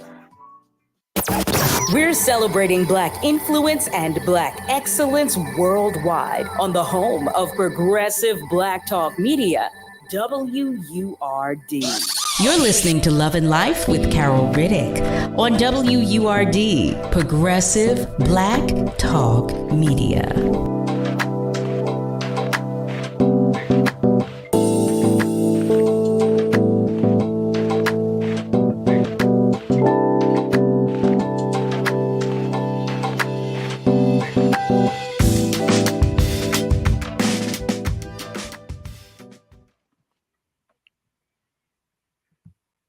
Well, hey there, family. Welcome back. You are tuned in to Love and Life with Carol Riddick and Dr. Z right here on WURD. We have an ongoing conversation about Kansas City Chiefs kicker. I found that out. He's the kicker. Who knew? Harrison Butker, and the commencement speech he made at Benedictine College. Before the commercial break, one of our love lights, Diana Montague, she asked, why don't we hear from the LGBTQIA plus community about this? It's not about us. Well, I will share this, Diana, because he started, I was doing some research during the commercial break, and he shared he's quoted as saying, "I think it is you, the women, who have had the most diabolical lies told to you. Some of you may go on to lead successful careers in the world, but I would venture to guess that the majority of you are most excited about your marriage and the children you will bring into this world."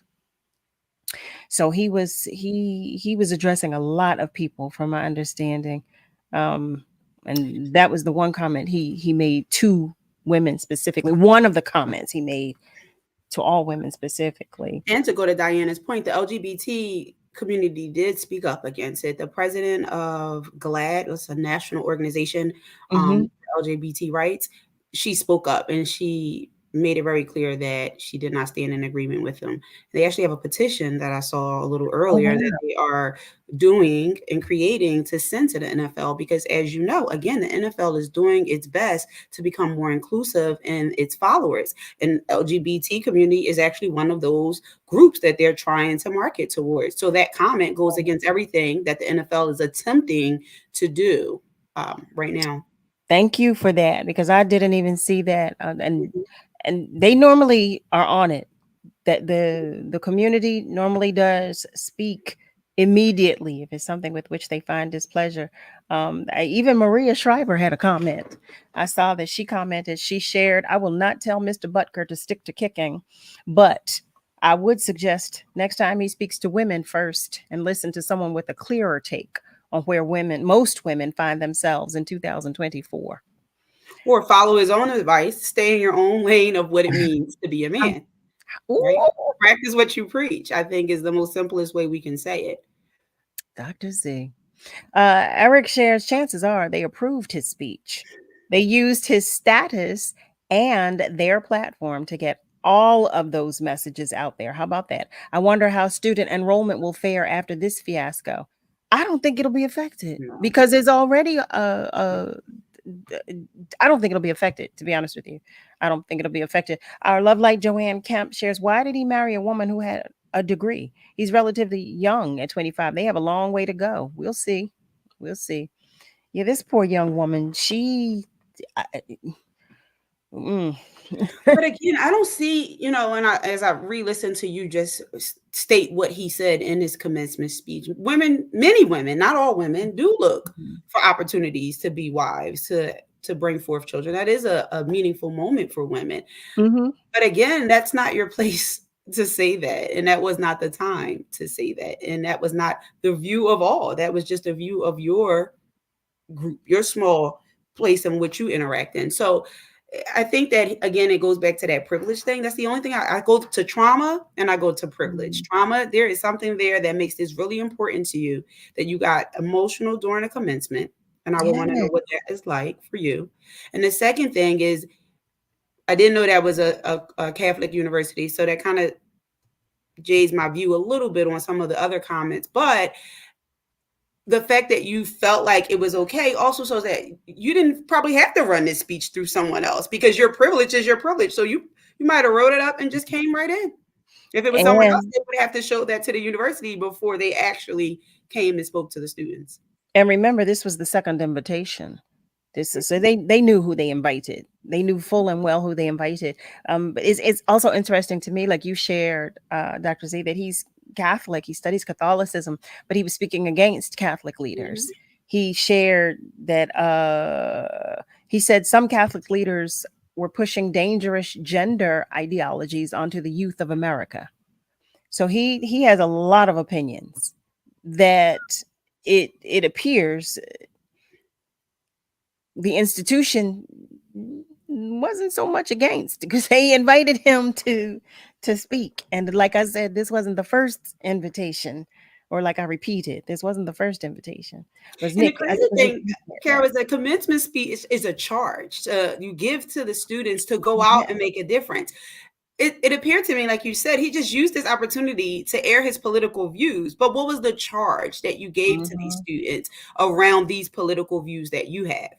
That's the part that I'm missing about this speech for him. I can agree to disagree with you, but what was your point of it? Why did you do it? And so I kind of go with Just Rick's comment. Was it a political stunt, right, that was used to get this message out there? Who knows? It seems like it was. It seems like it was. Well, family, ooh, for those of you who have just joined us, let me tell you something. We are talking about some things tonight, okay? Welcome, first of all. Welcome, first and foremost. You are tuned in to Love and Life with Carol Riddick and Dr. Z. It's Thursday. And of course, that's what we do on Thursdays. We talk to Dr. Z. Dr. Z. So we've been talking about a few things tonight. We talked about having unrealistic, if you will. We showed 2 videos thus far. I'm going to share that with you. We showed 2 videos, and the first video talked about having a type. There was a young woman in the video who shared that it's unrealistic to have a type, because you can learn to love someone wherever they are. You can meet them in that place, wherever they are, and you can learn to love them there. I did ask you all some questions. I'm still curious to know, do you think there's truth to that? Do you think there is truth to that? I'm going to ask that question. Do you think it is true to be able to just love someone where they are, regardless of that list that some people have, having a type, if you will? Do you think it's possible? Do you think it's possible? And we were just talking about Kansas City Chiefs kicker Harrison Butker and the comments that he made in the commencement speech that he gave at Benedictine College. Dr. Z, this one got completely by me. Completely. I did not see this at all. So thank you for bringing this to the table. Thank you, Ed. Thank you. Our beloved Miss Lily shares that she believes that it was a political tactic. How about that? I don't doubt that it was. Yeah, but I'm wondering how that is going to play out for him. It was maybe a political tactic that helped the university, but that goes against everything that the NFL is attempting to implement. They are steadfast on their commitment of engagement and inclusiveness. So I don't know. It's interesting. I would think that he knows that the NFL is what funds your career. So would you go against the organization that funds your career to stand and make a political, unless the NFL indirectly has something to do with this, which I'm not making that accusation. However, why would he do that? Like what would be the reason? So my mind is going off for what is the why? What is happening? What made you do that? Where did that come from? And the only thing I come up with was trauma and privilege. You've got me. I'm reading these headlines, and it's interesting because this one headline reads: Kansas City Chiefs Harrison Butker attacked LGBTQ rights and said women grads were excited about marriage and kids. It's the verbiage is always interesting to me. Anyway. Eric has a comment. Family, you know I'm about to go off on a tangent. He shares clearly his wife has agreed with his thoughts and views since they started dating. He found his wife, but I don't believe that here in 2024, those women in the audience or in that audience who spent 4 years and thousands of dollars agree with him. You know, I don't know. I think it's hard to say. I do too. Because he said women look forward to that moment. And there is some truth behind that. There is some truth behind that. They do look forward to the moment. That is not the majority of the view. And that is the majority view of those of privilege. I'm going to keep saying that. However, maybe the women in that audience actually are looking forward to that moment. And that's why he felt it was a safe space to say that based on the demographics of that university. I'd be interested in seeing. I wish we had a visual video of the audience. Yes, a wide view, because I would love to have seen the looks on the faces of those students as he was speaking. Like you said, he didn't know who he was talking to. He had no idea who was in the room. You know, their backgrounds, their beliefs. What are you talking about? What are you saying? Oh, family, I'm looking for these responses. I want to know. Come on, talk to me. You can do so by calling. You can do that by dialing 215-634-8065. Or you can call toll free 1-866-361-0900. I want to know. Talk to me. Come on, talk to us. Share what you think and how you feel. Do you have a type? You know, I have tons of questions. Do you have a type? Now, I know this is similar to a conversation we had not long ago, but do you have a type when dating? This is I'm mixing apples with oranges now. So we're talking about the first conversation, but I have questions about both. So I'm sharing all the questions. Do you have a type when it comes to a significant other? And how important are looks to you? Because that was a part of the conversation too. So do you have a type? Do you have a type? What's your type? What's your type? What do you like? You know, I asked that before and you all were afraid to talk. I had a little chuckle about that. And they were afraid. They didn't talk today either. So they don't want to answer your question.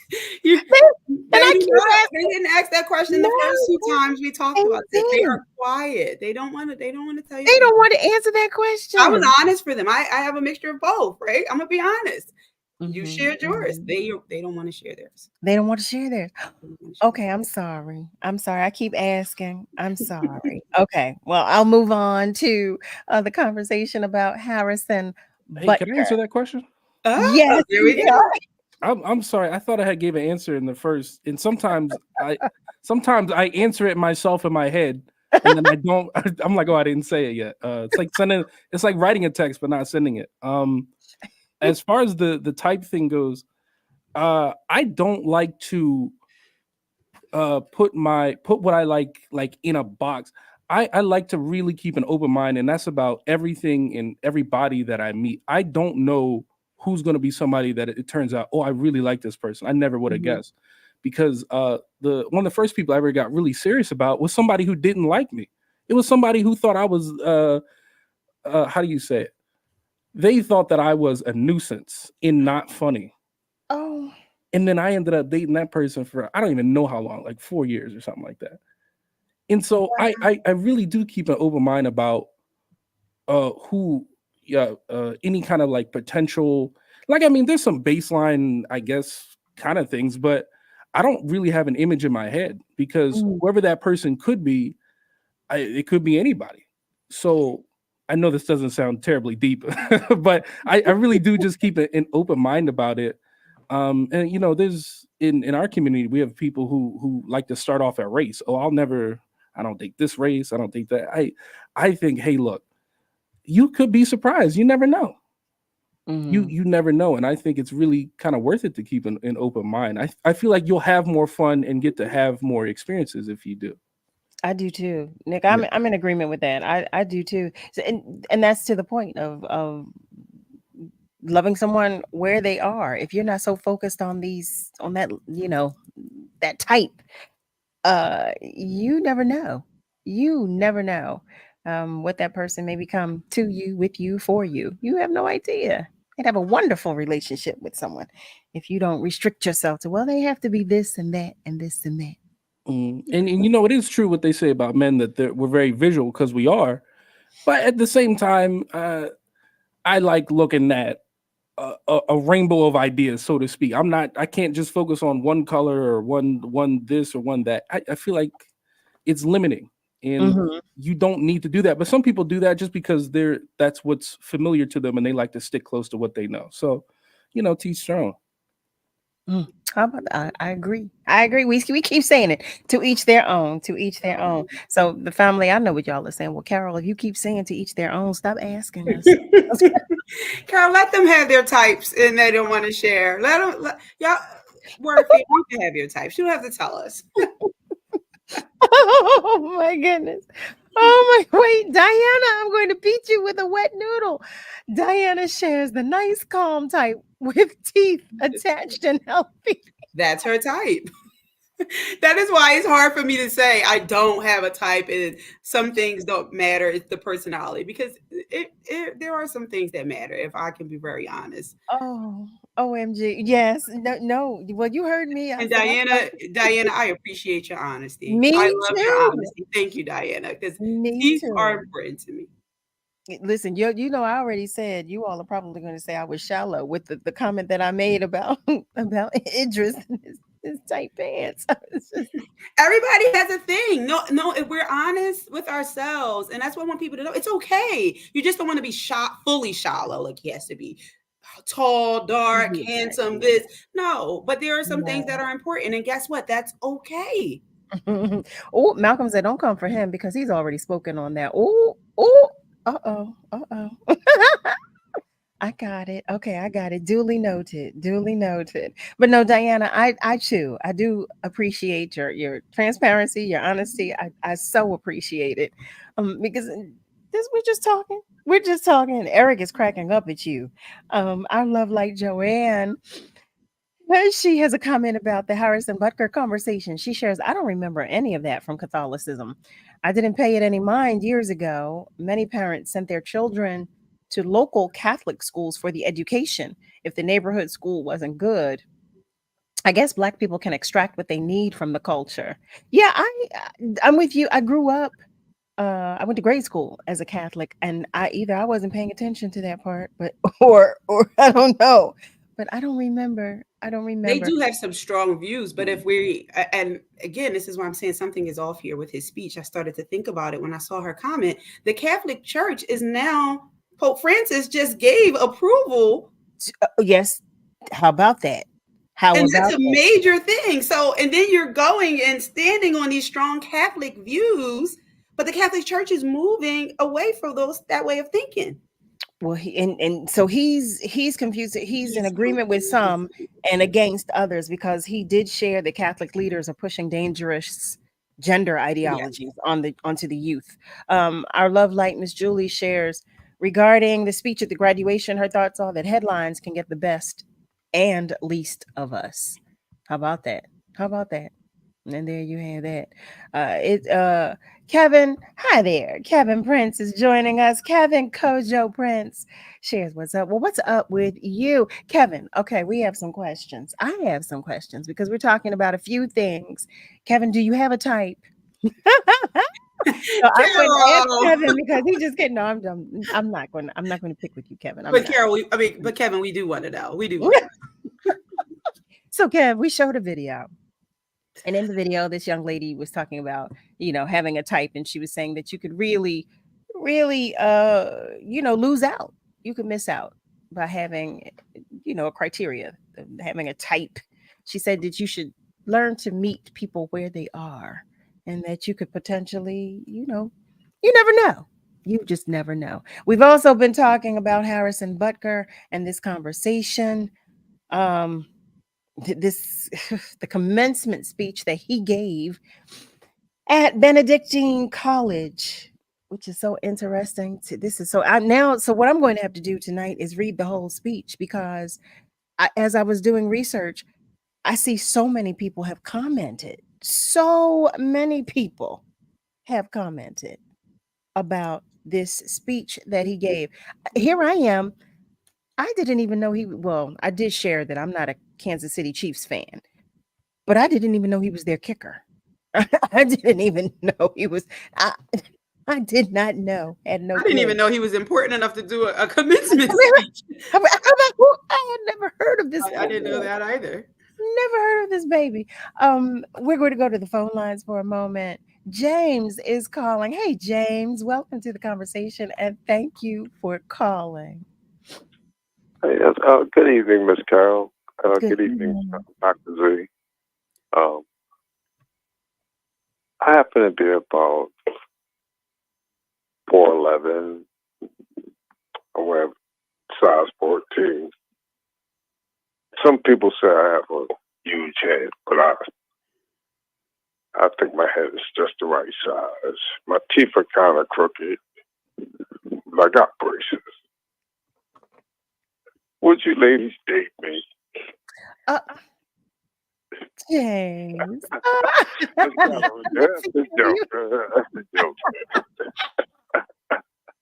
I love you both, okay? Yes, James. We'll date you. We'll date you. James, dinner and a movie. So bad. You are so bad.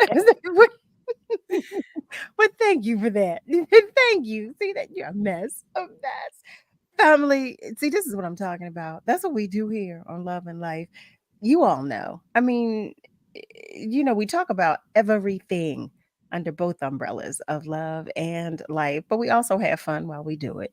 We do. And James, I'm going to beat you with a wet noodle. Talk about what do you say? I'm 4'11". I got a big head. My teeth are kind of crooked. Just call us out, James. Just call us out, okay? And I have braces. It's okay. It's okay. Oh, he said he had yeah. Well, look, I used to. Me too. Mm-hmm. It was vanity for me. I had gotten them in my adult life, and I'm sharing again. It was from my bottom teeth. Nobody even saw them because I don't even smile with both rows of my teeth. It was vanity. Oh, Eric said you can't get any cuter and sincere than that. Go ahead, James. and that's why he got the D. See, it doesn't matter. He got 2 dates. Right? He got 2 dates. Arm in arm, right? You on the right, I'll be on the left, Carol. Okay. Malcolm said James got jokes. He got jokes. Okay, so family, I'm going to open it up. We've got a few moments left. What do you want to talk about? What do you want to talk about? We've talked about Harrison Butker and his commencement speech. We've talked about what we like, what we don't like. Dr. Z and I now have a date with James, so. In the few moments that we have left, what will you share What will you share with us? I want to know. I want to know. See, I'm not even asking anything specific in this moment. I'm just asking you to share what you will. You know, today is our Friday of the week. It's Love and Life's Friday of the week. So let's talk about some things. What are we going to talk about? What are we going to talk about? Malcolm shares that he moved away from the Catholic Church years ago, maybe at the age of 14, because it stopped making sense to him. Really? Well, you know what? Because he was talking about when you were 14, I'm sure that some of the more traditional views were still being implemented and you know taught. So that makes sense. That makes sense. But like you said, Dr. Z, here we are right now. The Pope is taking on modern day approaches and accepting more conservative views. So I'm struggling. There's definitely some contradiction going on with that speech for me. A lot. Eric shares that when we go on the prom with them, we're going to the prom, we're going on dates. Look, we've got a lot going We on. booked up, Carol. What? We went from having nothing to do to having a whole lot to do. Okay. Well, you know what? I do want to share something with you because I read this story today. It's a feel-good story, and I want to share it. It's about a high school senior in Georgia who's been accepted into over 200 schools and was awarded nearly $15 million in scholarships. 18-year-old Madison Crowell, a senior at Liberty County High School in Hinesville, Georgia, said she applied to hundreds of schools and was admitted into 231 of them. She also garnered $14.7 million in scholarships. She was on Good Morning America, and she shared that she wanted to apply to as many schools as she did because coming from a low-income area of Georgia, she wanted to show kids there in Liberty County that it's possible to get accepted and to not only just local schools. So I thought that was such a feel-good story because our babies are doing some things. Our babies are doing some things. So I thought that felt good. All right, family, we've got 3 minutes left. Somebody share. No? You want? I'll share something, Carol. I am proud to say that I will have a 16-year-old tomorrow. My baby is turning 16. What? Dr. Z, I need him to be 8. I need him to be 8. I know. Oh my gosh, you have I'm so excited and so sad and so full of emotions. Like, oh my gosh, we only have 2 years left and off you go to college. Congrats to you. Yeah. 16? What does I can't imagine what that feels like. That had to have come so quickly. It did. And it's filled with so many transitions. Yeah, I can't. I know he's excited, isn't he? He's pretty laid back kid. So really, yeah, he's just looking forward to driving. That's it. That's the only thing he wants to do is just drive. That's all he doesn't want any gifts. He just wants his permit. That's all he wants. See. I love that. I love that, Z. Kudos to you. Congrats to the whole family. Because look, listen, our tribe and village, right? He has a tribe and village. So congrats to all of you. Congrats. Family. All right, here we are. Nick, I'm going to say to you, because you know I love it when you join the conversations. You know I do. I want you to join more of the conversations. Okay? Please. I don't know, man. I'm kind of shy. What? No, Nick. Me too. Look at his each other. Me too. But in any event, family, here we are. Just praising God from whom all blessings flow. Yes, we are. I'm going to ask, as I'm continuing to do, that you continue to pray, as we all need it. Pray for your loved ones. Pray for your enemies. Pray for those in need. Thank you, Dr. Z, for obliging, for accommodating. Thank you so much. Family, thank you for sharing your time, your energy, your attention, your knowledge, your spirit, your space, all of that good stuff. Congrats to the soon to be 16-year-old. Happy birthday. Congrats to Nasir's son, who will be graduating. Akil, who will be graduating with his master's degree on Saturday. Congratulations. Family, Happy birthday to all of our other love lights as well who are celebrating, and congrats and kudos to you. Remember, we are all in this together. So be good to you, but please be good to those around you. Be careful and be kind. God loves you. And you know, so do I. Yes, I do. Yes, I do. Have a great rest of your night. Have a great weekend.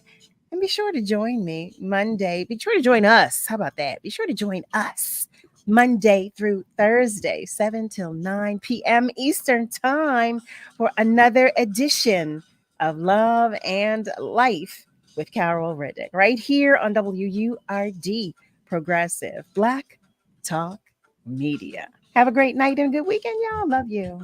Love you. Love you.